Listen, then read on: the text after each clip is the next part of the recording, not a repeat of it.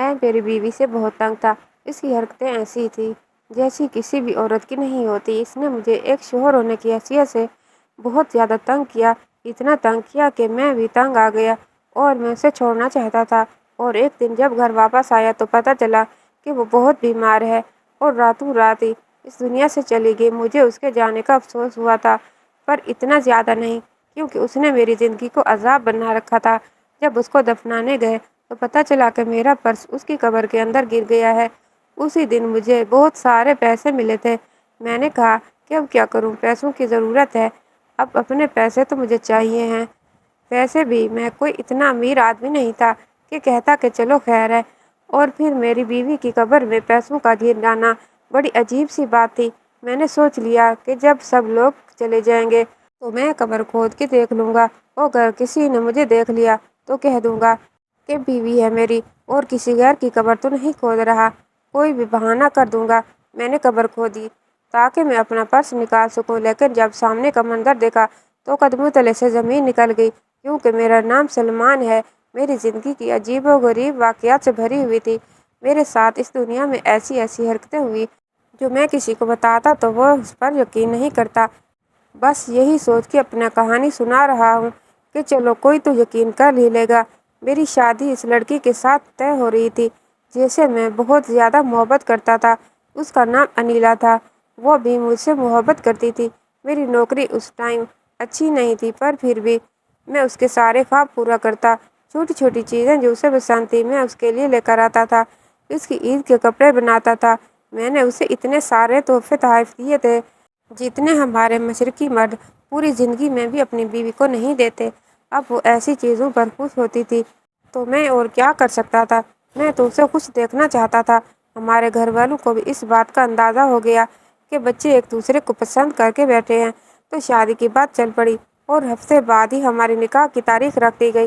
میں تو خوشی سے نہال ہو گیا، میں ساتویں آسمان پر تھا، خوشی سے اچھل رہا تھا، پر مجھے کیا پتا تھا کہ شادی والے دن میرے ساتھ ایک عجیب و غریب حرکت ہو جائے گی۔ شادی میں بہت دیر ہو رہی تھی، نکاح کی رسم ہونے والی تھی، لیکن دلہن کو باہر بھی نہیں لے کر آ رہے تھے۔ پھر پتہ چلا کہ دلہن بھاگ گئی ہے۔ مجھے لگا کہ میرے ساتھ مذاق ہو رہا ہے، اور اتنا گھٹیا مذاق کسی دلہے کے ساتھ نہ کیا گیا ہوگا، لیکن بعد میں پتہ چلا کہ مذاق نہیں، انیلا کسی اور کے ساتھ بھاگ چکی تھی، اور جس کے ساتھ وہ بھاگی تھی وہ اس محلے کا بدنام زمانہ لڑکا تھا، اور اس سے کوئی بھی بات کرنا گوارا نہیں کرتا تھا۔ نہ صرف وہ نیچ ذات تھا بلکہ پہلے 2-3 شادیاں کر چکا تھا، لڑکیوں کو دھوکہ دے چکا تھا۔ اس لیے انیلا نے جب اس سے شادی کرنے کی بات کی تو گھر والوں نے یکسر منع کر دیا۔ پھر اس نے میرے ساتھ چکر چلا لیا اور اپنے سارے گھر والوں کو اس طرف لگا دیا، کیونکہ میں تو اس کا دور کا رشتہ دار بھی تھا، اور محلے میں ہمارے اور بھی رشتہ دار ہمارے ماں باپ ایک دوسرے کو اچھی طرح جانتے تھے۔ اس طرح سے اس نے یہ سارا پلان کیا، اور عین شادی والے دن اس لڑکے کے ساتھ بھاگ گئی، اپنے ماں باپ کے ساتھ ساتھ میری عزت کو بھی نیلام کر کے چلی گئی۔ میرے دماغ میں تو اس کی محبت بھرے وعدے اور باتیں گونج رہی تھی۔ مجھے لگتا تھا کہ دنیا ادھر کی ادھر ہو جائے گی، لیکن یہ عورت میرے ساتھ کبھی بے وفائی نہیں کرے گی۔ اس کے ماں باپ بہت شرمندہ ہوئے۔ میرے ماں باپ نے بھی ان کی باتیں سنانی شروع کر دی۔ آخر لڑکے والے جو تھے انہوں نے انیلا کی بہن نمرا کے ساتھ میری شادی کروانے کا فیصلہ کیا۔ وہ انیلا سے تھوڑی کم عمر تو تھی، لیکن شکل و صورت میں بالکل ہی گزارے والی تھی۔ میں نے تو اسے اپنی بہن سمجھا تھا، اور میں کبھی بھی اس سے شادی نہیں کرنا چاہتا تھا، پر میری ماں نے کہا کہ اگر آج شادی نہیں ہوئی تو پھر لوگوں کو باتیں کرنے کا موقع مل جائے گا، دونوں خاندانوں کی عزت بچ جائے گی۔ باتیں تو لوگ پھر بھی کریں گے، لیکن کم سے کم نقصان تو نہیں ہوگا۔ لوگ کہیں گے یہ تو وہی لڑکا ہے جس کی بیوی شادی والے دن ہی بھاگ گئی تھی، چپ کر جا اور نکاح کر لے۔ میں خاموش ہو گیا۔ امی نے مجھ پر دباؤ ڈال دیا اور میری شادی نمرا کے ساتھ کروا دی۔ وہ میری بیوی بن گئی اور میرے گھر آ گئی۔ میں نے سوچ لیا تھا کہ میں اس کے ساتھ اچھا رویہ نہیں رکھوں گا، کیونکہ میں یہ کر بھی نہیں سکتا تھا۔ مجھے تو صرف انیلا سے ہی محبت تھی، وہ جیسی بھی تھی۔ ابھی میرے دماغ سے نکلی تو نہیں تھی، پر میری ماں نے مجھے زبردستی کمرے میں بھیج دیا جہاں پر وہ دلہن بنی بیٹھی تھی۔ میرے ماں باپ بہت انصاف پسند لوگ تھے۔ انہوں نے کہا کہ ایک بہن کی غلطی کی سزا دوسری بہن کو نہیں دیں گے، اس میں نمرا کا کیا قصور ہے، اور وہ پہلے ہی سزا بھگت چکی ہے کہ اچانک اس کی شادی ہو گئی ہے، وہ بھی اس انسان سے جس کو وہ اپنا بہنوئی سمجھ رہی تھی وہی اس کا شوہر بن گیا۔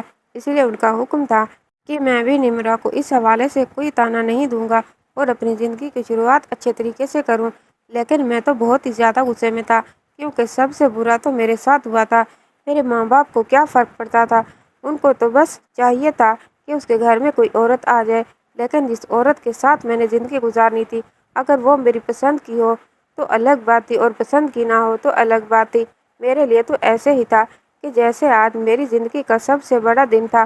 گھر والے اس بات کو بڑے آرام سے محسوس کر رہے تھے کہ جیسے مجھے کچھ نہیں ہوتا، بس ٹھیک ہے، ہم تو بہو سے مطلب تھا، بہو آ گئی۔ بلکہ کچھ لوگ تو یہ بھی کہہ رہے تھے کہ یہ لڑکی زیادہ اچھی ہے، انیلا تو بڑی فیشنیبل سی تھی، یہ گھر بسانے والی لڑکی لگ رہی ہے، اس کے ساتھ زندگی اچھی گزر جائے گی۔ پر مجھ سے کوئی پوچھتا کہ میرے دل میں کیا حالت تھی، میں نے سوچ لیا تھا کہ میں اس کے ساتھ اچھا رویہ بالکل بھی نہیں رکھوں گا اور اپنا سارا غصہ اسی پر نکال دوں گا، کیونکہ اب میرے سامنے اور تو کوئی ہے ہی نہیں۔ پر جب میں کمرے میں گیا تو مجھے لگا کہ وہ ڈری ہوئی ہوگی، سہمی ہوئی ہوگی، پریشان ہوگی، وہ بھی یہی سوچ رہی ہوگی کہ اس کی زندگی برباد ہو گئی۔ پر جب میں کمرے میں گیا تو میری بیوی میرے ہی گلے پڑ گئی اور کہنے لگی، یہ سب کچھ تمہاری وجہ سے ہی ہوا ہے۔ اگر تمہارے اندر اتنی ہمت ہوتی کہ تم میری بہن کو بٹھا کے رکھ سکتے ہیں تو وہ بھاگتی ہی نہیں۔ تمہاری وجہ سے وہ بھاگ گئی اور میری زندگی برباد کر دی، کیونکہ میں بھی کسی اور سے محبت کرتی تھی۔ یہ بات سن کر میں حیران رہ گیا۔ میں نے کہا کہ تم دونوں بہنوں کو اور کوئی کام نہیں تھا؟ اس نے کہا، کیوں میری بہن اگر تم سے محبت کرتی تھی تو تم بھی تو اس کے ساتھ ملے ہوئے تھے، تو تمہارا کوئی قصور نہیں ہے۔ میں نے کہا، اب تمہاری کیا کہانی؟ اس نے کہا، میری کہانی بھی میری بہن جیسی ہی تھی۔ مجھے جس انسان سے محبت ہے وہ عمر میں مجھ سے بہت بڑا، اور میرے ماما بابا کبھی بھی اس کے ساتھ میری شادی نہیں کرواتے، اس لیے تو جلدی جلدی انہوں نے میری شادی تمہارے ساتھ کروا دی۔ اس لیے نہیں کہ ان کی عزت خراب ہو رہی تھی، عزت ان کی خراب ہو چکی تھی، بلکہ وہ سوچ رہے تھے کہ میں کہیں بھی اپنی بہن کی طرح بھاگ نہ جاؤں۔ انہوں نے تو اپنی مصیبت بیٹیوں سے جان چھڑا لی تھی۔ میں اپنا سر پکڑ کر بیٹھ گیا۔ میں نے کہا، میرے ساس سسر تو اچھے رہ گئے، وہ تو بالکل صحیح کھیل کھیل گئے۔ ایک بیٹی ویسے ہی بھاگ گئی تھی اور دوسری نہ بھاگ جائے تو اس کی شادی کروا دی اور بیچ میں مجھے خوار کروا دیا۔ اس نے کہا، مجھے تمہاری ذات سے کوئی دلچسپی نہیں ہے، اس لیے اپنے کام سے کام رکھنا۔ کہاں سوچ کے آیا تھا اس لڑکی سے دباؤ ڈالوں گا، اپنا غصہ اس پہ نکالوں گا۔ یہ یہاں پر پہلے ہی سینگ لگا کے بیٹھی تھی۔ یہ تو وہی بات ہو گئی کہ جیسے کو تیسا مل گیا۔ اور اس نے یہ بھی کہا تھا کہ گھر والوں کے سامنے انسانوں کی طرح پیش آنا، کیونکہ تمہارے گھر والوں کا اس میں کوئی قصور نہیں، وہ بہت اچھے لوگ ہیں۔ میں نے کہا کہ اس انسان کے ساتھ تمہارا رابطہ تھا، اس کے ساتھ دوبارہ کوئی رابطہ مت رکھنا۔ اس نے کہا، نہیں رکھوں گی۔ میں نے کہا، کر کے رکھو بھی تو مجھے کیا پتا چلے گا؟ تمہاری بہن بھی ایسی تھی، گفٹ وہ مجھ سے لے سکتی تھی، باتیں مجھ سے کر رہی تھی اور بھاگی کسی اور کے ساتھ۔ اس نے کہا کہ اگر یقین کرنا ہے تو کرو، نہیں کرنا تو ویسے بھی تم کچھ نہیں کر سکتے، میری بہن کے معاملے میں بھی کچھ نہ کر سکے تو اب کیا کرو گے؟ میں نے کہا کہ وہ میری بیوی نہیں تھی، پر تم میری بیوی ہو۔ میرے نکاح میں اگر مجھے پتا چلا کہ کوئی ایسی حرکت ہے تو معاف نہیں کروں گا۔ اس نے کہا، اپنے آپ کو کسی بھی طرح کے حالات کے لیے تیار رکھو، جو میرا دل کرے گا میں وہی کروں گی۔ اگلے دن میں نے باتوں ہی باتوں میں اپنے باپ سے کہا کہ میں اس لڑکی کے ساتھ نہیں رہنا چاہتا ہوں، اس کو اس کے گھر واپس بھیج دیں۔ تو میرے بابا نے کہا، کیا مذاق بنا رکھا ہے؟ تم خود ہی اس لڑکی کو پسند کر کے لائے ہو، تم نہیں کہا تھا اس کے ساتھ شادی کرنی ہے، اور تمہارا منہ کالا کر کے بھاگ گئی۔ اب اس کی بہن نے قربانی دے دی، وہ آ گئی، اب تم اس کو طلاق دو گے کیا؟ تم نے گڈا گڑیا کا سے کھیل سمجھا ہوا ہے، جو ہو گیا اس پر گزارا کرو۔ میں نے کہا کہ ایک دفعہ زندگی ملتی ہے۔ میرے بابا نے کہا کہ ایک دفعہ ملتی ہے نا، تو پھر صحیح لڑکی سے محبت کرنی تھی، اب جو ہو گیا اس کو مرد کی طرح برداشت کرو، فرار کا راستہ اختیار مت کرو۔ میاں بیوی کا ایک دوسرے سے محبت کا رشتہ ہوتا ہے، اور ہمارا رشتہ محبت کیا احترام اور اخلاق کا بھی نہیں تھا۔ مجھے نمرہ پہ ویسے بھی غصہ آتا رہتا تھا، کیونکہ اسے دیکھ کر مجھے انیلا کی یاد آ جاتی تھی، اور جس طرح سے اس نے یہ کہا کہ وہ کسی اور کو پسند کرتی ہے اور اگر اس کا دل کیا تو وہ بات کر لے گی، نہیں تو بات نہیں کرے گی، اس بات میں بہت زیادہ غصہ آ گیا تھا۔ وہ میری بیوی تھی، میں انا میں آ گیا تھا، اس کی طرف پروٹیکٹیو ہو رہا تھا۔ میں نہیں چاہتا تھا کہ وہ کسی اور سے کوئی بات بھی کرے، کسی کے ساتھ کوئی تعلق رکھے، چاہے میں اسے پسند کرتا ہوں یا نہیں، اور اگر میں پسند نہیں کرتا تب بھی کیا اس کو حق تھا کہ وہ کچھ بھی کرتی پھرے؟ مجھے غصہ آتا تو میں اس پر غصہ نکالتا वो भी डट कर मुझसे लड़ाई झगड़ा करती थी। घर वालों को भी पता था कि हमारे लड़ाई झगड़े उरूज पर हैं। सबका कहना था कि जब इस तरह की शादी होती है तो वह ज़्यादा देर नहीं चलती, बेहतर है कि पहले ही कोई फैसला कर ले। पर मेरे माँ बाप ने कहा कि ऐसा कुछ नहीं है, क्योंकि उनको निम्रा बहुत ज़्यादा पसंद आ गई थी। वो कहते हैं ना कि घर में दो बहनें होती हैं तो उसमें जो खूबसूरत वाली होती है उसे घरदारी से कोई मतलब नहीं होता, लेकिन जिसकी शक्ल कदरे कम काबिल कबूल होती है वो घरदारी में बहुत अच्छी होती है। यही वजह थी कि निम्रा घरदारी में बहुत अच्छी थी और इतना ज़्यादा अच्छा खाना बनाती कि इंसान उंगलियां चाटता रह जाता, और घर के मामलात को भी अच्छे से संभालती थी। मेरी अम्मी अब्बू बीमार थे, उनको पता था कि किस टाइम दवाई देनी है, कैसे ख्याल करना है। अब्बू शुगर के मरीज़ थे तो उसको सारा पता था कि शुगर के मरीज़ों के लिए क्या अच्छा नहीं है, क्या बुरा है। इसी तरह मेरी अम्मी के पैरों में दर्द रहता तो ऐसे तरीके से मसाज करती कि उनका दर्द गायब हो जाता। उनको तो उनके काबू की बहू मिल गई थी, वो कभी भी उनको छोड़ना नहीं चाहते थे। मैंने उनसे कहा कि तुम क्यों मेरे माँ बाप की खिदमत कर रही हो, मेरे साथ तो तुम्हारा कोई वास्ता नहीं, तो फिर उनकी खिदमत क्यों कर रही हो। उसने कहा ये क्या बात हुई, मैं उनकी खिदमत क्या आपके लिए करूँगी, मैं लोगों के साथ बदतमीजियाँ करती फिरूँ। मैंने कहा हाँ तो तुम बूढ़े लोगों से मोहब्बत करती है, मेरे माँ बाप भी बूढ़े हैं इसीलिए तुम्हें उनसे ज़्यादा कशिश होती है, और जिस इंसान से तुम मोहब्बत करती थी वो भी बूढ़ा ही होगा। मैंने उसे ताना दे दिया। उसे इस बात को बहुत बुरा लगा। उसकी आंखों में आंसू आ गए। उसने कहा क्या मोहब्बत उम्र नहीं देखती। मैंने कहा अपने शौहर के सामने खड़े होकर किसी और की मोहब्बत का इजहार कर रही है। तुम्हें पता है ना कि औरत अगर शौहर की इताअत कर ले तो जन्नत में जाती है, अगर शौहर की नाफरमान हो लेकिन जितनी भी नेकियां की सीधी दोज़ख में जाएगी। उसने कहा मैंने तुम्हें अपना शौहर अभी तक कबूल ही नहीं किया है, तो ये बातें तो बहुत पीछे रह गई। मुझे नहीं पता था कि हमारी ज़िंदगी किस तरह से गुजरने वाली थी। पहले तो हम लोग सिर्फ लड़ाई झगड़े करते रहते थे, अब मैंने निम्रा पे हाथ उठाना भी शुरू कर दिया। मैं हैरान था कि वो ये बात किसी को बता नहीं रही थी। मैं सोच रहा था कि उस पर इतना जुल्म करूं कि वो खुद ही मेरी ज़िंदगी से निकल जाए और मेरे पे कोई आँच भी ना आए। पहले ही मेरी कहानियाँ बन चुकी थी, सारे ख़ानदान में हॉट टॉपिक में ही था। मैं नहीं चाहता था कि फिर से लोगों को बातें करने का मौका मिले, लेकिन अगर वो खुद ही मुझसे पे खुला का केस करती है तो मैं मजलूम बन जाता। फिर ये माशरा मुझे हमदर्दी देता। ये माशरा बड़ा अजीब है, औरत की छोटी सी गलती पे उसे बहुत बड़ी सज़ा देता है, और मर्द के लिए अगर थोड़ा सा भी कुछ बुरा हो जाए तो उसे बहुत ज़्यादा हमदर्दी देता है। जबकि उल्टा निज़ाम होना चाहिए कि औरत को हमदर्दी देनी चाहिए, क्योंकि औरत जीत के भी हार जाती है, जीत भी जाएगी तो क्या कर लेगी। इस माशरे के उसूलों को इसी तरह बनाया गया है कि जब तक औरत हार नहीं मानती तब तक उसका घर नहीं बसता। अगर जीत जाए तो उसका घर टूट जाता है, उसकी इज्जत चली जाती है। अगर हार मान ले तो उसे इज्जत मिलती है, जो हमदर्दियाँ मिलती है, एहतराम मिलता है। इस तरह से माशरत के ताने बानों को बनाया गया है। खसारे में हमेशा औरत ही रहती है। मैंने निम्रा पे काफ़ी जुल्म करने शुरू कर दिए, लेकिन वो किसी को कुछ नहीं बताती थी, चुपचाप सब कुछ बर्दाश्त कर लेती थी। जब गुस्सा आता था तो मुझे वो चार बातें सुना देती थी, लेकिन फिर भी ज़्यादा नहीं बोलती थी। कभी कभी मुझे भी बुरा लगता था, क्योंकि मैं इस तरह का इंसान नहीं था। मैं तो मोहब्बत करने वाला इंसान था। मोहब्बत की थी तो उस मकाम पे पहुंचा था। मोहब्बत ना की होती तो आज यहाँ पर मौजूद ना होता। मैंने उस पर नज़र भी रखी थी और मुझे पता चला कि वो किसी से भी बात नहीं करती थी। जिस शख्स को वो पसंद करती थी उसने उसके नंबर और सारी चीज़ें डिलीट कर दी थी और उससे हर किस्म का राब्ता तोड़ दिया था। एक रात मैंने निमिरा को रोते हुए सुना, बहुत बुरे तरीके से रो रही थी। मैंने कहा क्यों रो रही हो, मैं पूरा दिन काम करता हूँ ताकि रात को सुकून से सो सकूँ। रात को तुमने ये शोर डाला। मेरा आजकल एक बहुत ज़रूरी काम चल रहा था जिससे मैं मुझे बहुत सारे पैसे मिलने वाले थे। उसने कहा कि अपनी किस्मत पे रो रही हो, मेरी बहन ने गलती की सज़ा मुझे मिल गई, मेरी मोहब्बत मुझसे छीन ली गई और अब जैसा शोर मिला मुझे जो दिन रात मुझ पर जुल्म करता है। मैंने कहा कि तुम्हारी हरकतें भी तो ऐसी ही हैं। मैं इतना कह के मैंने करवट बदल ली, पर दिल में सोचने लगा कि इसकी हरकतें इतनी बुरी तो नहीं थी कि अगर इसका एक माजी था तो माजी मेरा भी था। बल्कि देखा जाए तो उस वक्त हम दोनों एक दूसरे को संभालने के लिए बिल्कुल सही लोग थे। कहते हैं कि दो टूटे हुए दिल ही एक दूसरे को जोड़ सकते हैं, और वो एक जैसे लोग एक दूसरे को दर्द को बेहतर तरीके से समझ सकते हैं। इसकी मोहब्बत भी उसे मिल ना सकी और मुझे भी मेरी मोहब्बत ना मिल सकी। अगर हम चाहते हैं तो अपनी ज़िंदगी को मिसाली बना सकते थे। मैंने सोच लिया कि मैं अब अपनी बीवी के साथ कुछ बुरा नहीं करूँगा। उसे अपनी बीवी तस्लीम कर लूँगा और आहिस्ता आहिस्ता चीज़ों को ठीक करूँगा कि अचानक से ठीक हो गया तो वो सवाल करेगी और मैं ऐसे किसी सूरत हाल में पड़ना नहीं चाहता था। मैंने कहा कि बस खुद ही सारा कुछ ठीक करने की कोशिश करूँगा। मर्द की जेब में पैसे ना हो तो आधा दिमाग तो उसका वैसे ही खराब रहता है। मैं एक बहुत बड़ा प्रोजेक्ट फंसा हुआ था और कल मुझे इसके पैसे मिलने वाले थे।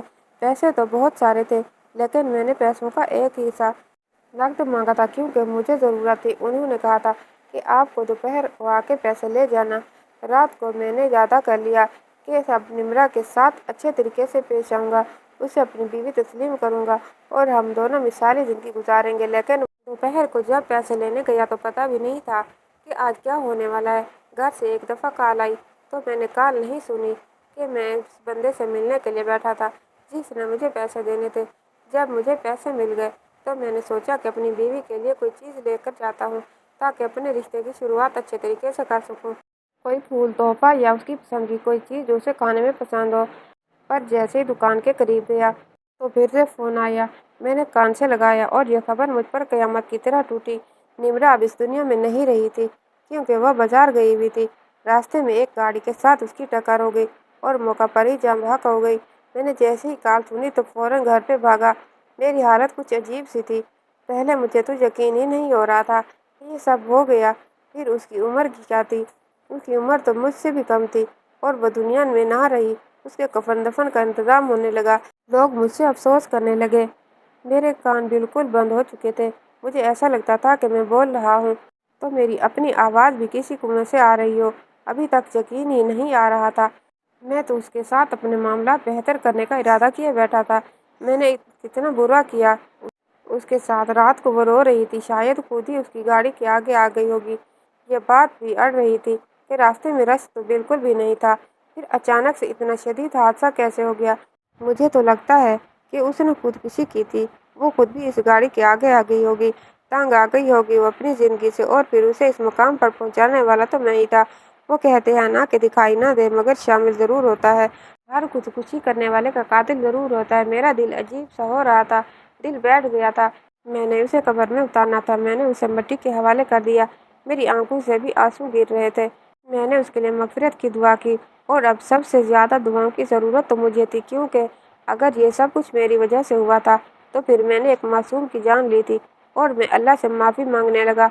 मैंने रब से कहा कि तू सब कुछ देख रहा है, इसमें मेरा क्या कसूर था? जब निम्रा को दफनाकर वापस आ रहे थे और शाम हो चुकी थी तो मुझे महसूस हुआ कि मेरी जेब में मेरा पर्स नहीं था जिसके अंदर पूरे 2.5 लाख रुपए थे जो मैंने आज नकद लिए थे। 5-5 हज़ार के नोट थे जिनको मैंने बड़े तरीके से अपने पर्स में ही रख लिया था ताकि किसी को शक न हो कि मेरे पास इतने सारे पैसे हैं।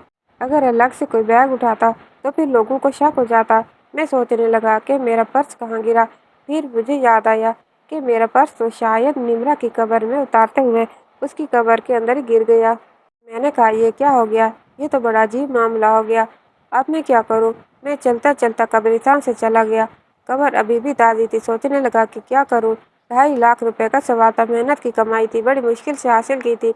ऐसा भी नहीं था कि 4-5 हज़ार होते। आस पास देख रहा था, कोई भी नहीं था। घर भी रिश्तेदार ज़्यादा नहीं थे क्योंकि मैयत को उठा लिया गया था।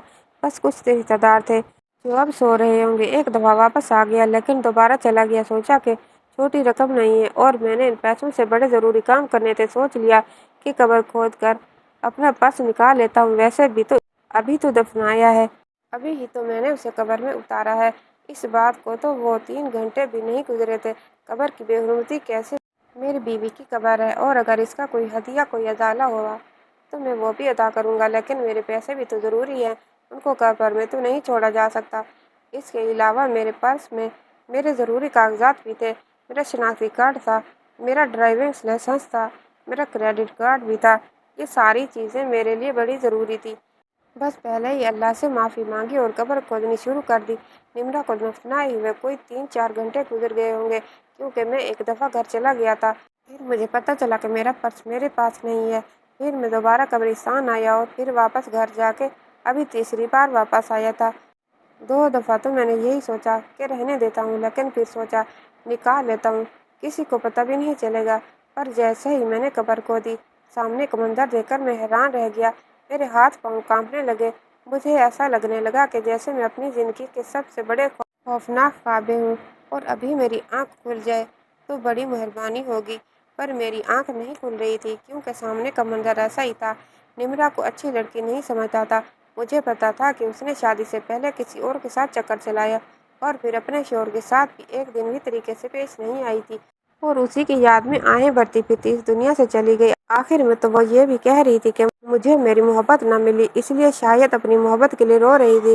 میرے دماغ میں ایسی کوئی بات نہیں کہ میں قبر کھولوں گا تو اس قبر سے پھولوں کی خوشبو آئے گی یا پھر اندر کوئی گلاب کا پودا ہوگا، لیکن سامنے کا منظر تو کچھ ایسا زیادہ ہی عجیب تھا کیونکہ نمرا تو اس قبر کے اندر تھی ہی نہیں۔ میں آنکھیں مل مل کے دیکھنے لگا کہ کہیں مجھے غلط فہمی تو نہیں ہو رہی، لیکن قبر تو خالی تھی۔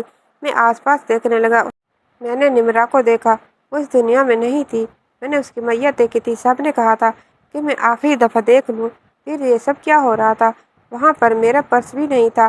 میں قریب کے پولیس اسٹیشن میں چلا گیا۔ مجھے پہلے آدھے گھنٹے سمجھ نہیں آئی کہ میں کیا کروں۔ پھر میں نے اپنے چاچو کے بیٹے کو فون کیا اور اسے کہا کہ باقیوں کو یہ بات نہ بتائے، لیکن ذرا قبرستان میں آ جائے۔ وہ بھی یہ معاملہ دیکھ کر گڑبڑا کر رہ گیا۔ ہم لوگ پولیس اسٹیشن چلے گئے اور وہاں جا کے رپورٹ کروائی تو انہوں نے کہا کہ اس طرح کی رپورٹ پہلے بھی اس علاقے سے کرائی گئی ہے، آپ اپنے گھر والوں کو نہ بتائیے، وہ تو پہلے ہی غم کے مارے ان پہ یہ پہاڑ ٹوٹ پڑے گا، لیکن شاید میت کے ساتھ بے حرمتی کی گئی ہے، آپ فکر نہ کریں، ہم کوشش کرتے ہیں۔ پولیس فوراً حرکت میں آ گئی اور 2-4 گھنٹے بعد ہی انہوں نے نمرا کی لاش کو بازیاب کرا کے دوبارہ دفنایا۔ میرا پرس بھی مجھے واپس مل گیا اور اس کے اندر پیسے بھی۔ ہم نے یہ بات گھر والوں کو نہیں بتائی، لیکن میں حیران تھا کہ اس دنیا میں کیسے کیسے لوگ ہیں۔ پھر میرے دماغ میں ایک بات آئی کہ میں نے تو ایک لڑکی سے محبت کی تھی، بنا شادی کے اس کے ساتھ رابطہ رکھا تھا، میٹھی میٹھی باتیں کی تھی، پیار محبت کے خواب سجائے تھے۔ میرے لیے یہ گناہ نہیں تھا، میں اس چیز کو نارمل سمجھتا تھا۔ اس طرح ہر انسان کے لیے گناہ کی ایک حد ہوتی ہے، وہ کسی بات کو گناہ کا موجب سمجھتا ہے تو دوسری کو نہیں سمجھتا۔ میرے لیے کسی غیر محرم لڑکی سے فون پر باتیں کرنا، رومانس کرنا گناہ نہیں تھا، اور شاید باقیوں کے لیے یہ گناہ نہیں تھا کہ انہوں نے اس طرح کی حرکت کی تھی۔ انسان بڑا عجیب ہے۔ میرے دل میں لگی گھیرا اچانک سے کھل گئی۔ پتہ نہیں کیا ہوا، مجھے ایسا لگا کہ میرے دل کا ایک دروازہ کھل گیا۔ اس کے بعد میں 5 وقت کی نماز پڑھنے لگا، قرآن کی تلاوت کرتا تھا، کسی کی طرف آنکھ اٹھا کے نہیں دیکھتا تھا۔ میری زندگی کے 5 سال اسی طرح گزر گئے۔ اس کے بعد میری شادی ایک نہایت ہی پارسا نیک عورت سے ہوئی۔ شاید سچ ہی کہتے ہیں کہ اگر آپ اچھا انسان بنیں تو آپ کے لیے ایک اچھے انسان کو ہی آپ کی طرف راغب کر سکتے ہیں، اور اگر آپ برے انسان بنیں گے تو اتفاق سے آپ کو کوئی برا انسان ہی مل جائے گا۔ میں یہ نہیں کہتا کہ انیلا اور نمرا بری تھی، لیکن جب زمانے کی ایک حد کو توڑا جاتا ہے تو پھر آپ اونچائی سے گرتے ہیں ضرور ہیں، لیکن اصول اور ضابطے اپنی جگہ پر انسان کی حفاظت کرنے کے لیے بنائے جاتے ہیں۔ انیلا کا تو کچھ پتہ ہی نہیں چلا کہ وہ کہاں گئی، ابھی کہاں ہے، کیا کر رہی ہے، لیکن نمرا کے ساتھ بہت برا ہوا۔ میں اس کے لیے مغفرت کی دعا کرتا ہوں کہ اللہ اس کے ساتھ بہتری کا معاملہ کرے اور آخرت میں اسے سرخرو کرے۔ آمین ثم آمین۔ کہانی کیسے لگی کمنٹ باکس میں رائے کا اظہار کیجیے گا، اور چینل پر نئے ہو تو چینل کو سبسکرائب کیجیے گا۔ انشاءاللہ تعالیٰ اگلی کہانی کے ساتھ حاضر ہوں گے، تب تک کے لیے اللہ حافظ۔